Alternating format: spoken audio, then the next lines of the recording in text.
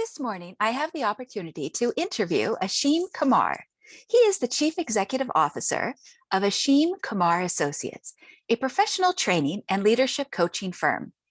He is a chartered certified accountant with the professional accreditations of being a Fellow of the Royal Society of Arts, a member of the Association of MBAs, as well as a John C. Maxwell certified leadership coach and trainer. His education includes a master's in business administration from Cass Business School in London, as well as a bachelor's with honors in accounting and finance from Middlesex University in London. He works with owners and successors of family businesses to preserve the family legacy when there is a transition to the next generation. Ashim coaches them through the 4 pillars of succession planning: transition planning, effective governance, maintaining family unity, and gaining financial freedom. He also spearheads the leadership and coaching training module on an AMBA accredited MBA program in Poland. Since its inception in 2018, Mr. Kumar has taught the Strategic Business Leader paper of the ACCA's professional examinations. His students regularly achieve pass rates about double the international rates, and a number of his students have earned national prizes. Mr. Kumar has worked with clients across Europe, Central and Southeast Asia, and the Middle East to deliver comprehensive coaching and advisory services. His professional background includes serving as an executive director at Ernst & Young with their regional teams. While he enjoys continuous learning and cigars, he greatly dislikes the words, "It's impossible," and "I can't do it." Now, without further ado. Good morning. My name is Angelina Carleton. I am a founder with Legacy Planning, and I am privileged to chat with Ashim Kumar this morning. He is a coach who has the opportunity to coach founders as well as next generation members through succession. Good morning, Mr. Kumar. Angelina, good morning to you. How are you? I'm very well, and I'm excited to have a conversation with you this morning about both the concept of legacy, but also the concept of the value of coaching. So to kickstart this conversation, I thought we might just jump into the deep end, and I might ask you, what's the proudest accomplishment that you have as a human being? And this is, I want us to be able to break through some of the professional stuff to actually see the human being underneath. Yeah, well, believe it or not, there is a human being underneath this. Gosh, so on a personal front, I have to say that my proudest accomplishment is my 2 children and how they've grown up. And so, they're both beautiful, generous children, and I'm very, very proud of them. And I did have something to do with them being around, so that's an accomplishment, I guess. And the other one on a personal sense and business sense. Yeah. So over the years, we have lots of things drummed into our heads by people who love us, right? And who tell us these things to protect us. But that evolves such that these things actually stop you from progressing as an adult, and those are limiting self-beliefs. And so for many years, I felt that I wanted to do more in life. I knew I could do more. I felt I knew I could have more of an impact on other people's lives, but I never believed in myself enough to be able to do that. And so for me, I mean, that's a huge accomplishment for me. I just wanted to say that's an aha moment. Yeah, it was an aha moment, and it's a huge accomplishment of which I'm very proud, because now it gives me the opportunity to be who I can and to impact others the way I best know how to. And that's I'm very, very proud that I can do that. And I think that authenticity piece is incredibly important, because I think a lot of the times we forget that being ourselves is enough, and it is that thing that is the most magnetic. Exactly. We're unique. We are each unique, and yet somehow we go through a kind of an argument, an internal argument with ourselves, which says, yeah, well, there are lots of people out there like you, or what you have to say is nothing new, or, how will you do it anyway? Hmm. Or no one really wants to hear your message. Yes. We Yes. we tell ourselves all of these things all the time, and that just reinforces those self-limiting beliefs that I was talking about earlier, which means that most of us Hmm. end up not being and doing the best, being the best person we can and doing the best that we can, not only for ourselves, but for people around us, the people we love and people further afield, so, and that's unfair. It is. That's, And yeah, I'm glad that you're speaking to that, because one of the things I say is that I think that property and financial assets are very important with a legacy, because obviously something of tangible or material value needs to be left behind to cover survival. But the things that sure. people remember is what you are talking about. They remember your example. They remember that Ashim got through to be his authentic self, Right, and he was brave enough right. to do that. Yeah.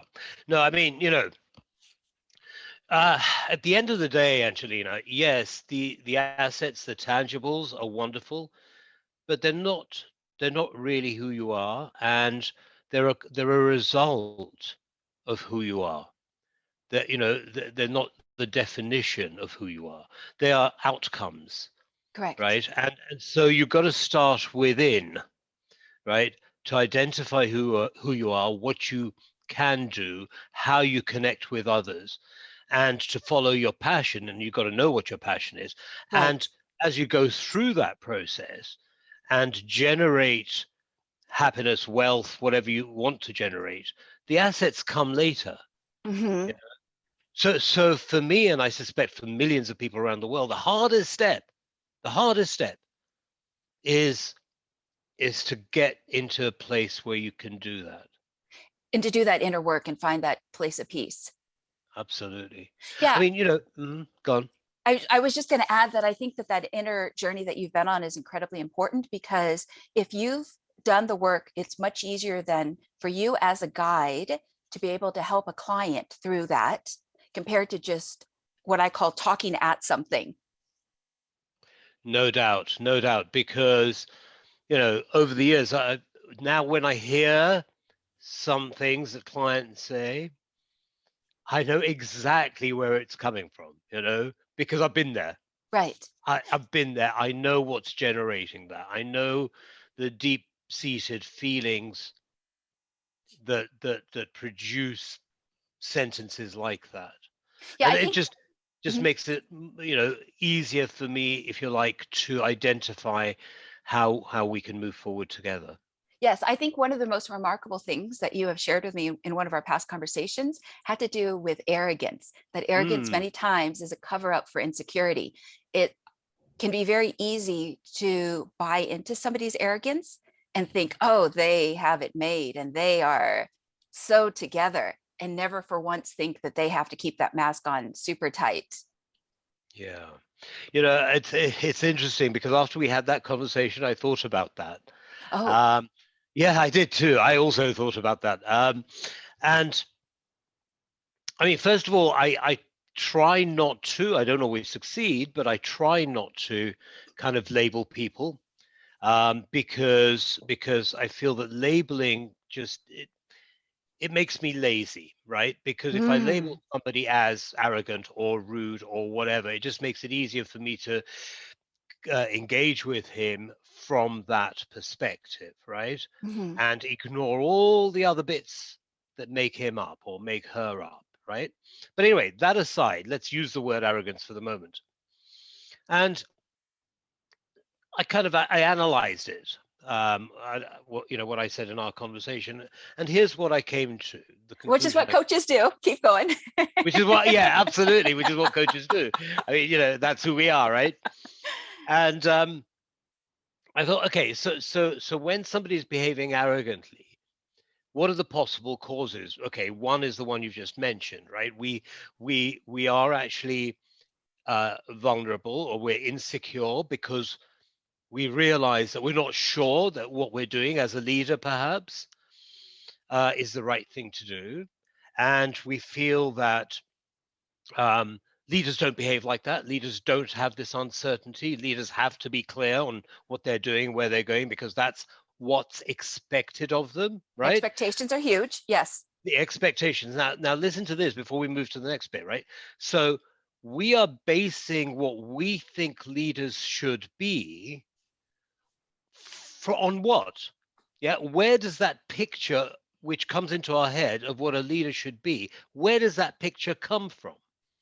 Right? Mm-hmm. You know, does it come from our upbringing, from our families, or from what we see in other leaders, right? Um, anyway, moving on. So we compare other leaders or the expectations that we have of ourselves to Oh, our sure. behavior. Right. We feel insecure, and so what we do is we overcompensate. Hmm. We overcompensate. So we don't want to be vulnerable, right? We don't want to admit that, hey, you know what? I don't know everything. Surprise, surprise. You know, Yes. um, Yeah. we don't want to say that, right? Right. So we overcompensate. So that way we we avoid having to having to admit that we don't know, and we sound like we do. We sound Mm-hmm. like we know everything. But here's the problem. Here's the problem, right? You don't know what you're doing. You make decisions which, as a leader, will affect dozens, hundreds, maybe thousands of people, Mm-hmm. right? Mm-hmm. And you've done it in the full knowledge that this may not be the optimal step to take, right? Right. So you've impacted up, thousands of people because you didn't want to admit to yourself or to others, Yeah. right? Right. That, hey, I don't know. And that's such a shame, Because you the know, world needs the honesty and other people need the honesty. and you need the honesty. You need to be honest with yourself, right? Because unless you are, how are you going to grow? How are you going to get better? Unless you realize, identify where you need to be and what you need to work on, right? Or where you need support from others, unless you identify that, then how are you going to grow, Angelina? You tell me, right? And it's a leader's duty to grow. It is. It is if they realize that. Exactly. Mm-hmm. They owe it to the people that they lead. Yes. I'm glad So that you anyway, thought about it afterwards, because I also wanted to add the insight or the distinction that many times the magic of coaching happens in between sessions. It might not happen that moment. It can happen 3 days afterwards or 7 days afterwards. And then all of a sudden something shifts in the brain and in the heart yes, and in the soul, that like a new possibility opens up or something else becomes available as what I call an internal resource or being resourceful. Yes, yes. Okay, good. exactly. I Okay. mean, the coaching happens and you think, yeah, I get that, right? And Mhm. then you go away. Let's suppose you're the coachee, right? You go away, and then suddenly 3 days later, you're doing something completely different. You're making omelette, and suddenly the penny drops. You think, that's what it means, Yes, yes. and it's great. It is great. And I think it's so important to be able to talk about these subjects Yeah, and realize the value of the conversation around a variety of subject matters, that if we don't have the opportunity to be able to hash it out with different perspectives and different beliefs, we're left in a world of our own in our head. Yes, exactly, yes, yes. So exactly. if you had a microphone to Yeah. the 70% of the family enterprises that don't make it to the second generation, and I know that is a broad generalization again, what would you say to those family enterprises? Okay. As you say, it's a very broad generalization, right? Because 70%. I'm wary of statistics. You've heard the expression "lies, damn lies, and statistics," right? Yes, yes, I remember that from It's- college. Yes. right. So I take that very much to heart. But anyway, for the sake of this conversation, let's assume it's true. I suppose the first thing is that I wouldn't say anything. I would actually ask. I would ask questions. I would get curious because, look, every family is different. Every family business is different.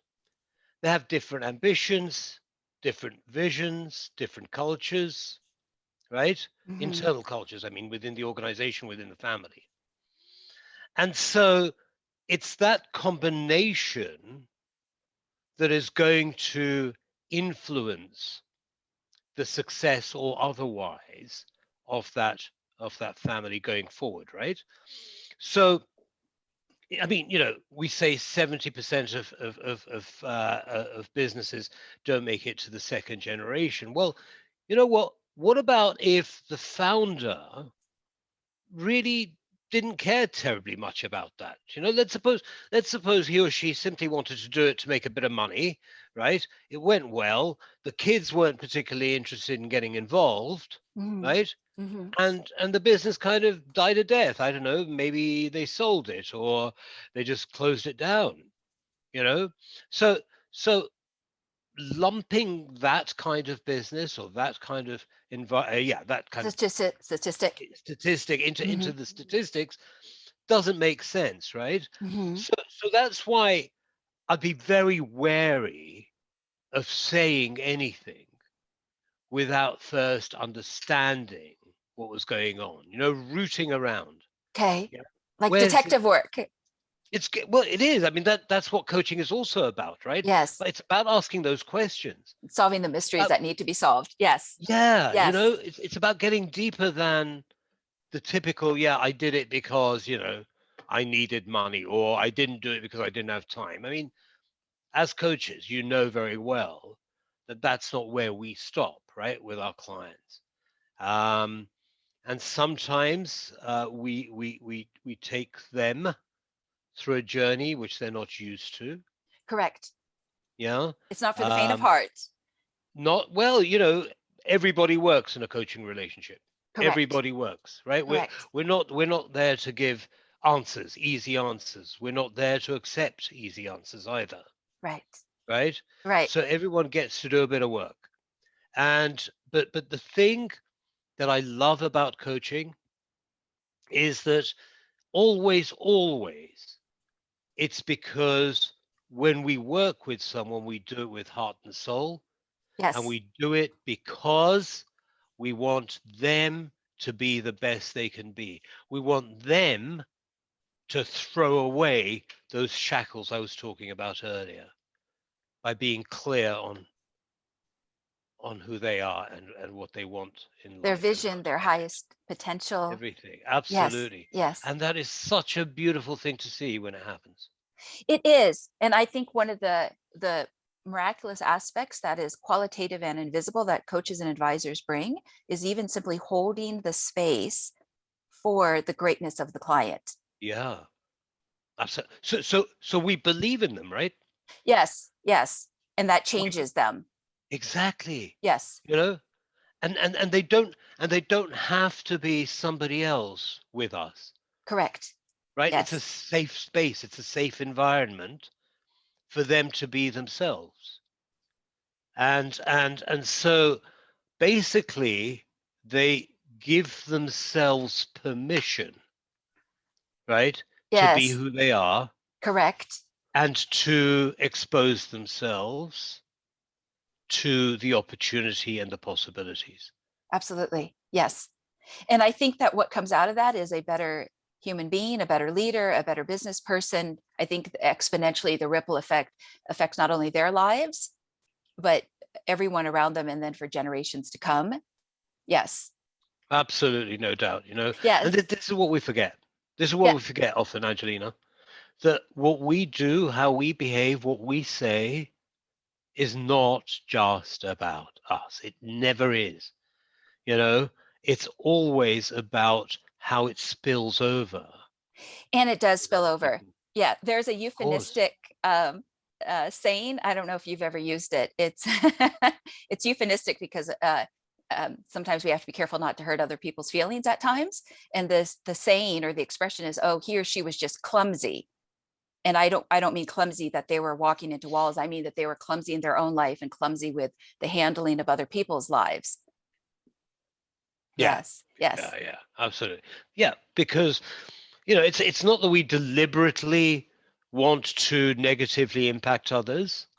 It's that we, generally I don't believe people are like that, Mhm. but we do, and very often we do it without realizing it. Right. It's We consciousness. do it, yes, Yes, exactly, yes. without being aware of it, without connecting with the other person, without being present to hear them. I mean, really hear them, not just listen to them. Oh, yes, yes. I think that's a So huge distinction. yeah, you know, and so we get to recognize as leaders that when when there's something deep inside us that's frustrating us, making us angry, and so on, and if we think that we can leave the office behind when we walk into our home, right? And Mhm. we're going to be completely different when we get home, and we'll forget about all the stresses of the office. You are wrong. You are absolutely wrong. It will come into your home, and what you have at home will go into your office. And that's just for an ordinary person living or working in a business that is not a family business. Mhm. Now, if you add to that the various, if you like, the closeness, the relationships, the tighter, closer relationships that exist in a family business, if you add that to that context, how complex is that? Right? Everything that you feel and do affects your home life and your professional life immediately, instantaneously, and very often in a much more amplified way. Absolutely, because of the pressure there, the money is added.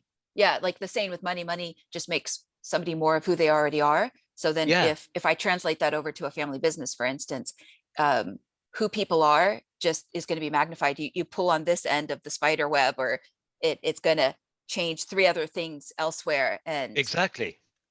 in the Exactly. nuances. Yeah, you know. So that's another reason that I get so excited about coaching in family businesses, because it is just so complex. Yeah, and And you know, what? and the thing is that um we as owners and as successors, we get to realize that analyzing every aspect of our relationships in the business is a monumental job, you know? And if we think we can do it alone without help, again, we'll find that we're probably wrong, you know? Yes, And that's again why the coach becomes so powerful. to walk with. Why? Mhm. Sorry, go on. Well, to walk with the person, there's a poem, and the poem can be a metaphor regardless of anybody's Yeah, spiritual or religious beliefs. There's a poem called Footprints, and I'm not saying that the advisor is Jesus, but I think the message of the poem is that we don't have to walk alone, and we don't have to absolutely. figure it all out. Because one of the things with advisory and coaching services, and I have worked with quite a few coaches in the last 20 years, and I've found it to be exponentially rewarding. And even with that piece about mentoring, how are we supposed to know it all? There's no way. Right, And as much right. as our parents have raised us the best that they can, when we become adults, they might not want to be a helicopter parent anymore, or so hands-on. They might say, okay, well, now it's up to you. And so whether we're 30, 40, 50, or 60, I think to have that sounding board, as well as that two-way, very tough, very honest conversation, only propels a person to be better, especially when others are watching them. No doubt. No doubt. Why do you think, Angelina, if you talk to all the top people in business, Mhm. right? Why do you think they have coaches? They're so hugely successful, yet what they know is that they don't know everything, Yes, yes, right? Yes. And so even though they've reached this enormous success, they recognize that a coach will really, really help them move forward, move on, you know? Yes. And I would also add to that to unpack things, Mm. because I have found that regardless of the net worth of an individual, they can also find themselves at a higher level of being trapped if they don't know how to unwind and unpack Yes. the new challenges that success brings to them. You Yes. know, yeah, absolutely. You know, when we look at these ultra high net worth individuals, for example, right, we think, well, they've got their lives sorted out, they've got no worries at all. And actually, what we often forget is they're people just like you and I, Correct. right? Correct. With the same insecurities, questions, weaknesses, strengths, passions that we all have, Hmm. right? And so just because they've got money in the bank and lots of Hmm. assets doesn't automatically mean that they don't need a coach. In fact, they need a coach for exactly the same reasons that everyone else needs a coach, you know? Yes. And so, Yes. and so, so kind of saying these guys don't need support, or these guys saying to themselves they don't need support. Again, I would invite them to find out more about what coaching does. In fact, it's not just. Sorry to. I know I blabber a lot. I know, but instead of, you know, it's not only wealthy people who, Hmm. who who use coaches. Coaches use coaches, right? Coaches use coaches. And yes, and Why? yes, and that was one of the reasons why I wanted to have the conversation with a variety of coaches and advisors, not Right. just for the legacy piece, but also because when I looked at, speaking about statistics again, I think business coaching is a $10 billion industry, but the Yeah. technology industry is 900% more. So when I think about if somebody even wanted to find somebody that they could speak with, they go, let's say, onto the internet and there's a sea of people, but how do you really get a feel for who you might be able to trust Right. or feel vulnerable with? Because initially many times clients are sheepish when they first Yeah. approach, because and what I mean by sheepish is not that they're a sheep, but that they are trying to figure out, do I open up, Yeah. and how much do I open up, because I have a volcano full of problems and Right. challenges that have been existing in my head, and I need to find the right person. Yes. Yes. So what works for me and makes sense to me, and that's why it's kind of it's honest, it's authentic when I do it, is the following. The first is I make sure that I am taking on the right people as coachees as well. Okay, it's got to be a match in both directions, right? Hmm. They've got to feel comfortable with me, and I've got to feel comfortable with them. By that I mean that I believe that they have the commitment Hmm. to move forward, right? Because Hmm. as we said earlier, coaching is work. It takes work, right? So that's the first thing. The second thing is,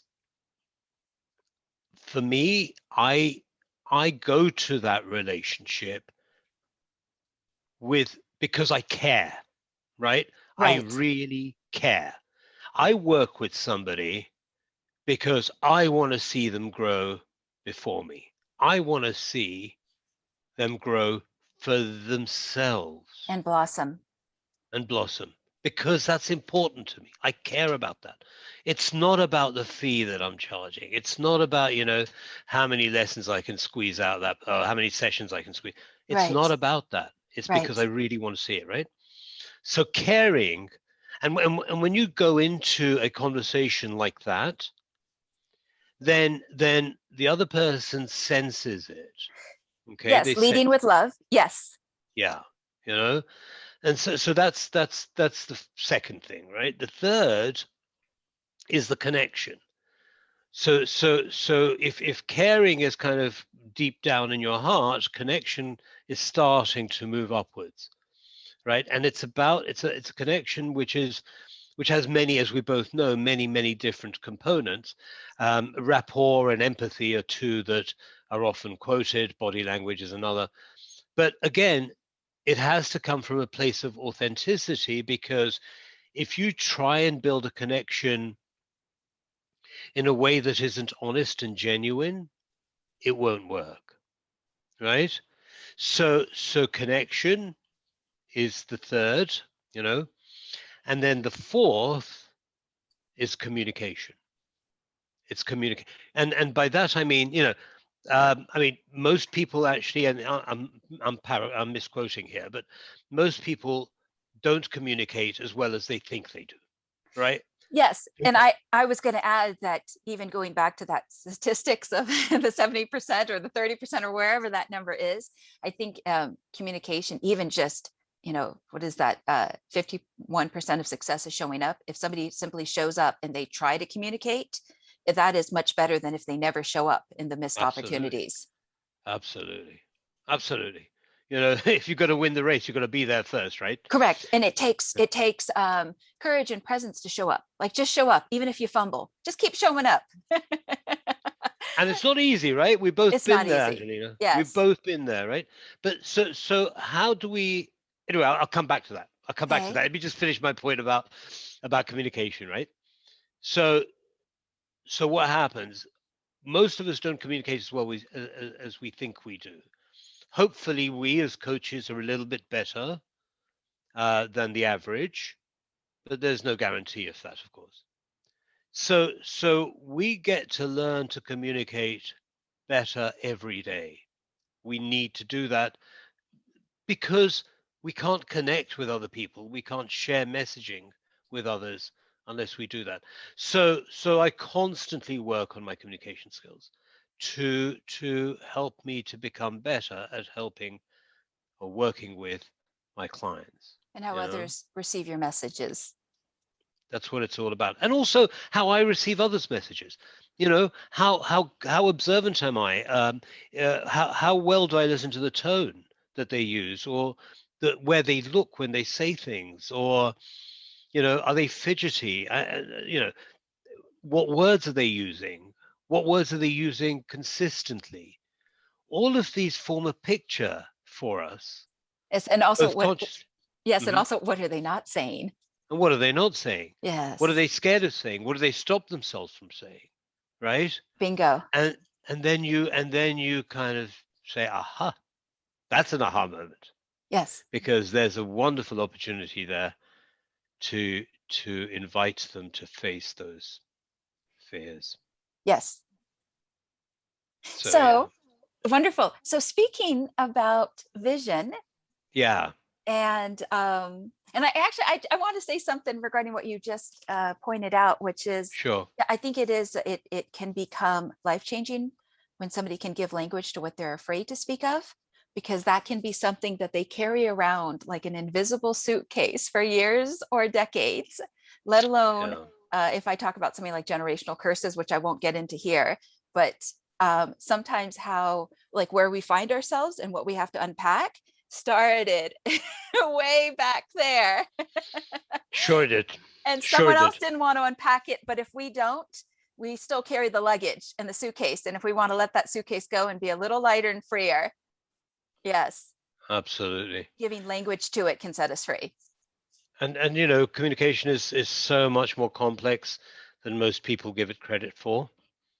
It's so much more complex. The more you learn, the more you realize how little you know. Correct. About it. Because So we are complex creatures, aren't we, Angelina? We are complex creatures. we are. And I You know, appreciated what you had shared before about when we come across someone who's arrogant, not to just think of them as one dimensional. Because I know I have sat down in meetings, business meetings with others, and sometimes they want to put me into a box. And then it can become confusing if I don't fit into that box. So I'm a little bit of this and a little bit of that.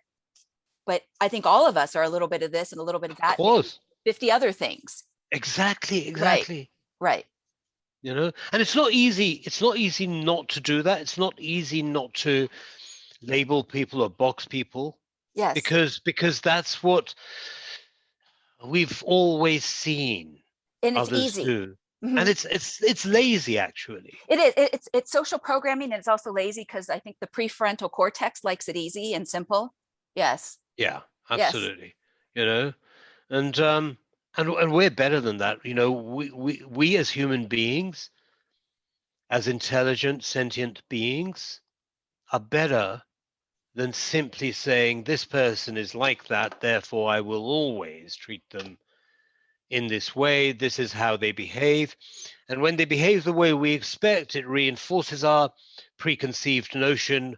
When they don't behave the way in which we expect, we ignore it. Yes. Yes. Right? So all we end up doing is just reinforcing our initial, Yes. estimation of them. And I might also add to this piece of the conversation before I move on to the next question that Sure. I learned of a term recently called confirmation bias. Yeah, And yeah. it's where we, yeah, only look for what we want to see and hear and understand and nothing Absolutely. else. Yes. Absolutely. Absolutely. Absolutely. Well, that's exactly what I was describing just now. But yeah. Yeah. Yes. So yeah. So, in addition to the Mm, coach doing the inner work in order yeah. to guide their clients as leaders, what would you say is your vision for yourself and your company so that if a client says, Ashim, help me with clarifying my vision, what would you volunteer first? Right. Well, okay. So it's a difficult one to answer this one. I'll tell you why it's difficult because it's very difficult for me to distinguish between personal and professional visions because for me they're the same, right? Let me try and explain. So my professional vision, if you like, is basically to change the world of family business. All right. I mean, that's it. I To want to be change. to be healthier, to be more transparent. Yeah. So I want to change the world of family business when going through transition. All right. So I specifically want to focus on that. Why? Because that is the messiest part very often, right? Mm, And and the way that I want to do that is by raising awareness around the world amongst family businesses, raising awareness that there are options, right? That it's perhaps not so difficult, not so painful, to start working on succession, to get what you want out of it as the owner, as the next gen, mhm. right? So the reason I want to do that, the reason that's my vision, relates to something I said earlier, which was that leaders impact others. They impact the lives of others, the ripple Yes. effect, right? Yes. Yes. Whether they're And conscious of it or not. yeah, whether they're conscious of it. So it's not just about them or their business or even just their family. Mhm. It's about hundreds, maybe thousands of people who are impacted by a transition, by a succession, which is done well as not so well, right? People lose jobs, people lose livelihoods, people lose dreams. Identity. They Yes. lose, oh, they they lose so much. So you don't just owe it to yourself, and you don't just owe it to your immediate family. You owe it to a lot more people as a leader of a Mhm. family business. So that's my personal vision, and that's why it's so important. So now that leads into that's my professional vision, if you like. So, if I'm hearing you correctly, if you could take the pain out of it. If I could take the pain out of it, or at least show or make owners and next gens aware of how they can take the pain out of it. So my piece is about the raising of awareness. It's about clarity of where they want to go, Mhm. right? Everyone involved. I mean everybody. And then putting the mechanisms in place, putting the experts in place, giving giving tangibility to the idea, to the vision, whether it's, you know, setting the business up for sale, whether it's writing a charter, business charter, you know, whatever it may be, Mhm. to make that vision a reality. Those are the mechanics. Yes, and to get them unstuck so they take the first steps to move Exactly. forward So compared to exactly. ignoring it. Right. Mhm. Let's be clear on what you want first. Let's start at the end. Let's start with your vision. Why Mhm. is this your vision? What does this do for you? All of those. Yes, and what values do you get to honor? Yes. Right. Yes, You and know, not and then you start thinking about, right, how do we do it? yes, and I also think it's valuable to not just put that conversation solely on the attorneys and the CPAs because No. they aren't necessarily trained in the emotional intelligence aspects, even though there are some attorneys and some CPAs that are incredibly emotionally intelligent. So I'm not, Yeah. yes, but I, No, but it takes a team and it it takes does. It help. does. Yeah, it does take a team, and in terms of the process, I see myself and coaches like you, Angelina, right at the beginning, at the sharp end, if you like, of that process. Why? Because we want to spend our time and other resources efficiently. We want to align the people early on towards Mhm. where we're going, right? And we can't do any of that without first knowing what our destination is, right? Yes. And I think that also I was just going to add before we move on to the Mm, mm, next part, which is your personal vision, that I think the mm. caring piece is vital. There's that Of saying that course. people don't care what you know until they know that you care. John Maxwell, yeah. Yes, yes. Yeah. People don't care what you know until they know how much you care. Exactly. It's, it's part of the connection, Angelina. And it's got to be authentic. It's got to be genuine. Yes, especially the next generation, because if you don't care, they might just start laughing. Yes, because they They'll know it. They'll yeah, feel it, right? They'll feel yes, it. yes. And so, yeah. So that kind of, if you like, leads into my personal vision. And my personal vision is all really about legacy, surprisingly enough. Okay. Um, so so I want to leave a legacy where I feel that where I feel that I've made a real and lasting difference in the lives of the people that I've touched. A real difference, and something that goes on that lives past me. That's my personal vision. That's what I want to. That's what I'm creating right now, and I will create for as long as I can. That's beautiful. Mm. Are there any stories that you would like to share, whether it's from your own personal experiences growing up with a family business or anything that Mm. Right. How long do you have, Angelina? If you've got about 5 hours, right? If you've got about 5 hours, well, yeah, I've got some. But okay, okay. There's one I really like. I really like this one. So, young man, next gen, um, medium-sized family business, turnover around $20 million. Okay, and so here he's actually second generation. The business was started by his parents and his uncle, his father's brother, and they've been running it for, I don't know, 20 years, something like that.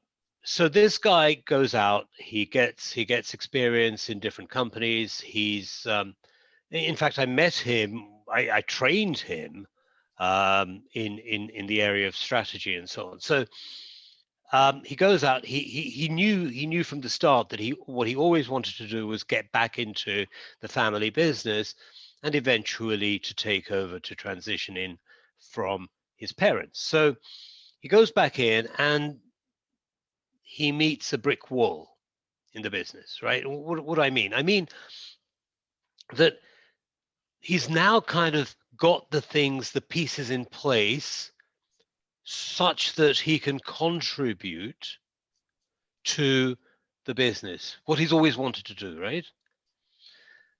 But his parents, his uncle, don't really I mean, they don't say it like this, right? But they don't believe in him enough. They don't believe that this guy can do what they do, because no one can do it as well as they can do it, right? And definitely not my son, my nephew, right? Which is hurtful and can create doubts. Go ahead. It's terribly painful, right? So, and I knew this guy, as I said, I trained him, and then when he faced this brick wall, he came to me and asked for coaching. So we're going through the coaching, and what came out was this: that although he felt this frustration at this attitude, he also felt an enormous amount of guilt, Angelina, which prevented him from even considering alternatives, right? He felt that if he even thought about leaving the family business and going somewhere else, he was being disloyal to his family, Yes. right? And they didn't Yes. deserve it, right? And so even thinking about it made him feel guilty. And so there was another thing that held him back, right? And it wasn't just in his professional life, and this is what we were saying earlier, right? It wasn't just in his professional life, in his personal life. This was affecting his health. It was affecting his relationship with his family. We had two young children, Hmm. right? Yes. And his wife. It was affecting his relationship with his friends. I mean, he was a mess. Poor Yes. guy, you know. It was so sad to see, and he was so capable. He is so capable. Anyway, so went through the coaching process. He then he then managed to he got over his guilt. He worked through his guilt, put it better, and now he's working in another family business in the same town. No, actually, in the capital city now. Um, he's chief executive, you know, which is where he should have been in his own family business, Right. and he's being richly rewarded because he's doing such an amazing job, you know. And you think to yourself, I'm so happy for him. And of course, other aspects of his life have improved immeasurably. You know, last Right. time I saw him, he took me out to lunch. He was so happy. You know, That's what I was you going to know, say. He can breathe easier. You can breathe easier. His right, family and right, wife can breathe easier. exactly. And It's the that's like ripples we the, were talking about, Angelina. yes, the exhale when there's peace of Yeah, mind compared to yeah, trying to change people when the only person we can change is ourselves. Yes. exactly, exactly. So I mean, I love that story. I find that inspirational because I saw how difficult it was for him to even entertain the idea that he wouldn't be leading his own family business, and being Yes. able to walk by him through that And was it's a, immensely satisfying. yes. And it's interesting the influence of guilt on an individual, no Yeah, matter, right? There was a story a client had shared with me about a gentleman who became a banker, and yet he felt disloyal because he didn't join the family farm and become a right. farmer. And even though his parents told him they were incredibly proud of him, he still wondered, especially now that they've passed away, did he do the right thing? And it's interesting how much that guilt can hover like a gray cloud over one's head For the rest of their lives, for the rest of their lives. and it Yes. manifests in so many ways. Yes, it does. It does. You know, you behave in a way, and someone says, "What are you doing? You know, you're crazy here." And And yes, but if you go down to the root of that, very often it's something like guilt that you've been carrying for most of your life. right, right. Yes. Okay. So, um, as we wrap, what might Yeah. you share is one of your best strengths or strategies that you bring as a coach and an advisor to your clients? Well, actually, you know what? I mean, I think I've covered most of what I consider to be my strengths and the approach that I take. So I will reiterate something which I think is fundamental to adding value to my clients, and that is that I only take clients whom I believe I can help, and I when I take someone on, I do it with care and love and passion and commitment. All right. It's not just a job.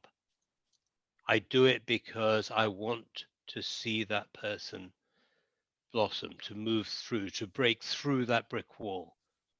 I want to see that smile on that person's face. It's important to me. Right, right. And the reason I do it is for permanent change for that person, not just something for today, tomorrow, and next week. I want that person to have a transformational shift in how they live their lives and what they achieve. That's my approach. That's my strategy. That's my style. That's what sits well with me, what's authentic for me. Mhm. And it works with my clients. And beautiful. And Mm. if there is one thing that you wish your clients and family businesses could be more conscious of, what might that be? It's okay not to know all the answers.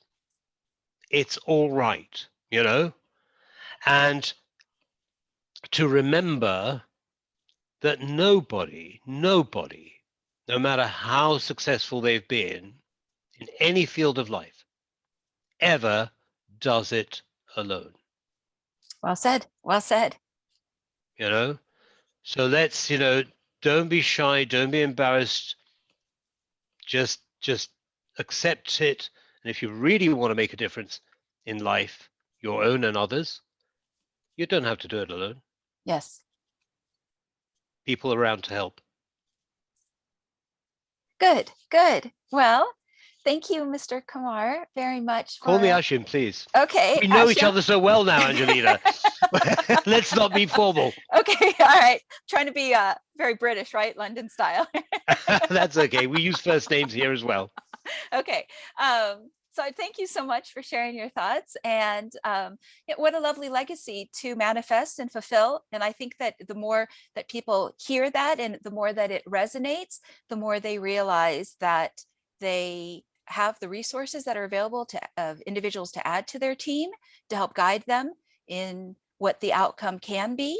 And the outcome can be so much easier, brighter, better than just one mind working alone, one heart, one soul, and so forth. Always. That when there's two or more in agreement, that the final outcome can be much more beneficial for everybody that it impacts, whether it's just the soul family, the soul business, the shareholders, the employees, but also the entire customer base, and then how that ripples into society. So thank you very Absolutely. much. And You're very welcome. what Sorry. would be the best way that anybody, if they wanted to reach you, I'll also add it to the show notes, but if you could share Sure. Absolutely. No, your contact. I mean, I'm very happy for anyone that would like to have a chat with me. For to email me, drop me an email at Ashim, my first name, at aka-lead.com, and we'll fix up a call, and obviously no obligation, no cost. And it'd be great to talk. If there's any way in which I can add value, I'm more than happy to do so if I can. Wonderful. All right.